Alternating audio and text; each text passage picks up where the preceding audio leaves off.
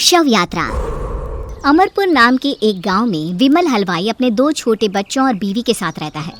विमल की पत्नी ज्योति भूत प्रेत जादू टोने में बहुत माना करती थी।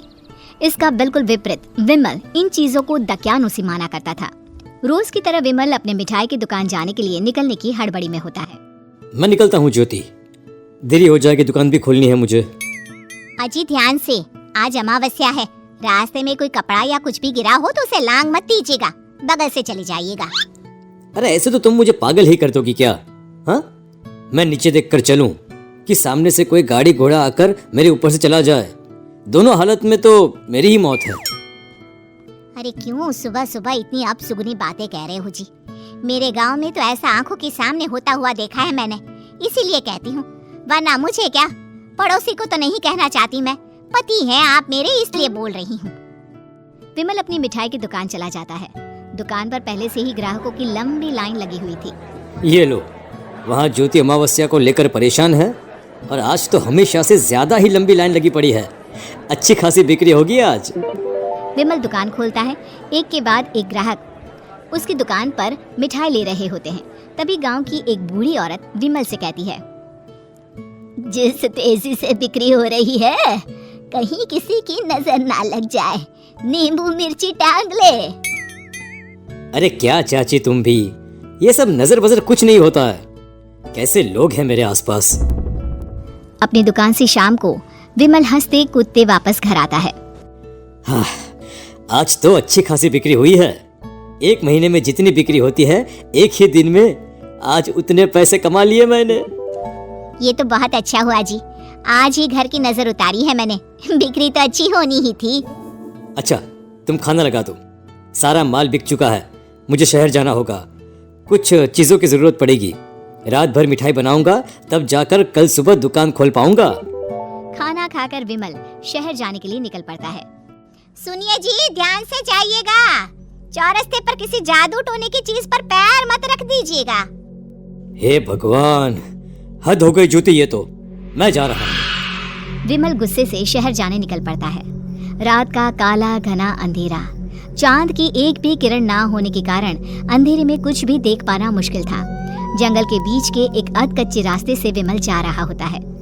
चारों तरफ गुफ अंधेरा और सन्नाटा सुनाई दे रहा था, और सुनाई दे रही थी विमल के पैर के नीचे आ रहे सूखे पत्तों की आवाजें। तभी अचानक दूर से उसे कुछ आवाजें सुनाई देती है। अरे, ये इतनी रात को जंगल के रास्ते कौन जा रहा है? शायद कोई टोली होगी। राम नाम सत्य है, राम नाम सत्य है, राम नाम सत्य है, राम नाम सत्य है। धीरे धीरे आवाज कुछ कुछ सुनाई पड़ती है। आवाज धीरे धीरे और नजदीक आती सी लगती है। विमल देखता है कि उसके सामने से सजी धजी सफेद कपड़े में लिपटी एक अर्थी निकल रही है, जिसके साथ 5 लोग ही थे। 4 आदमियों ने उसे कंधा दिया हुआ था। एक मटका लिए आगे आगे बढ़ रहा था। विमल के बिल्कुल सामने आकर अर्थी रुक जाती है। उसमें से एक आदमी विमल से कहता है, अरे भाई, जरा अर्थी को कंधा लगाना, मैं बहुत थक गया हूँ, बड़ी मेहरबानी होगी। हाँ भाई, कंधा तो मैं लगा दूं, पर रात को 12 बजे ये शव यात्रा, इस समय कौन अर्थी ले जाता है? तभी विमल को ऐसा लगता है कि शव में से आवाज आई। ये आवाज। मजबूरी है भाई, आप कंधा दीजिए, मैं रास्ते में सब बताता हूँ आपको। विमल अर्थी को कंधा दिए चल रहा होता है कि उसे ऐसा लगता है कि हाथ में मटका लिए जो आदमी शव के आगे चल रहा है, उसके पैर उल्टे हैं। क्या हुआ भाई, हकला क्यों रहे हो? वो आपके साथी के पैर उल्टे। विमल अपनी बात पूरी भी नहीं कर पाता कि वो देखता है कि उस आदमी के पैर तो सीधे ही हैं। अरे नहीं, कुछ नहीं, मुझे शायद वहम हुआ होगा। धीरे धीरे सब आगे बढ़ रहे होते हैं।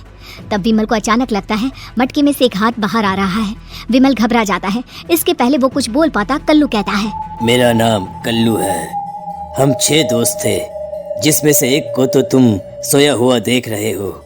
इतनी पक्की दोस्ती थी कि जैसे हम सब सगे भाई हैं। पर किस्मत का कोई क्या कर सकता है। आज से 4 साल पहले एक नदी में हम सब नहाने गए थे, जिसमें डूबकर राजेश की मौत हो गई। किसी मजबूरी के कारण हमें उसकी अर्थी को रात को ही शमशान घाट ले जाना पड़ा। हम पांचों उसे ले जा रहे थे। 4 साल पहले आप पांचों में मैं कुछ समझा नहीं। मंकू अपनी गर्दन पीछे घुमाकर अपनी आंखें बड़ी बड़ी कर बीमल से कहता है, अरे भाई, पूरी कहानी खत्म होने दो, फिर बीच में बोल लेना, ठीक है?